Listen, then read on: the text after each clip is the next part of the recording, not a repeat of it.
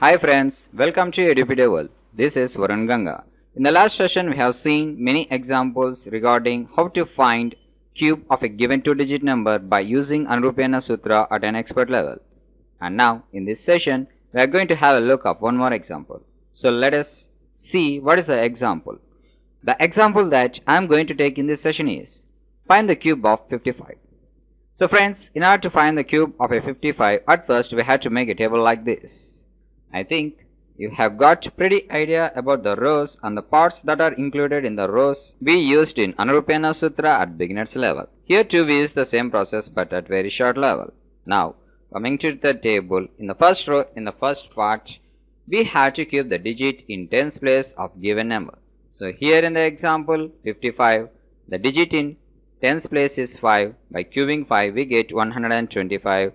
And that 125 I have written in the next row called simplification over here.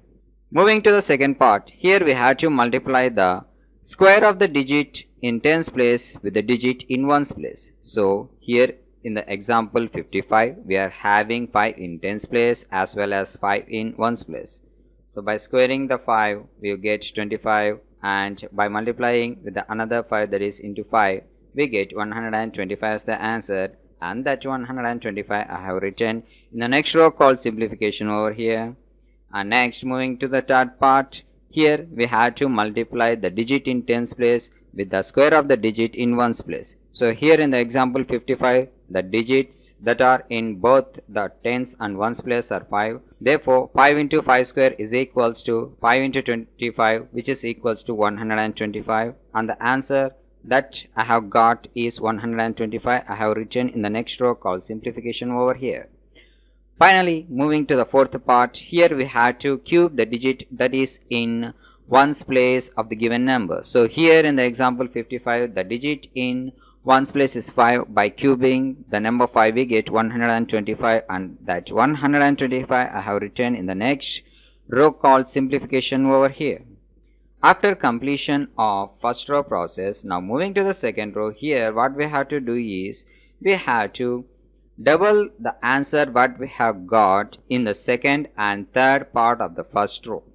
Now if we observe the second part of the first row, answer what we have got is 125, and if we double the number 125 we will get 250, and that 250 I have written row number 2. And moving to the third part of the first row, answer what we have got is 125, and if we double the number 125 we get 250, and this 250 I have written in the third part of the second row. Now after completion of the process of second row, now moving to the third row, here what we have to do is we have to add up all the answers what we have got in the first row as well as in the second row. So here coming to the fourth part, here we don't have any other numbers to add up, so I am writing the answer 125 as it is over here. Moving to the third part, if you observe we are having two numbers, that is 125 and 250, and if we add these two answers we get 375 as the answer, and I have written over here. Again moving to the second part, here we are having 125 and 250, and by adding these two numbers we get 375, and I have written this 375 over here. Now if you come to the first part, and if you observe here we don't have any other numbers to add up with 125, so therefore we had to write this 125 as it is over here. Now after the process we have got the first, second, third and fourth parts in third row. So after getting all the answers, now what we have to do here is we have to add up all the parts by using some special rules of additions and carry-ons. So now coming to the fourth part, here we are having 3 digits, but according to our rules we should have only one digit.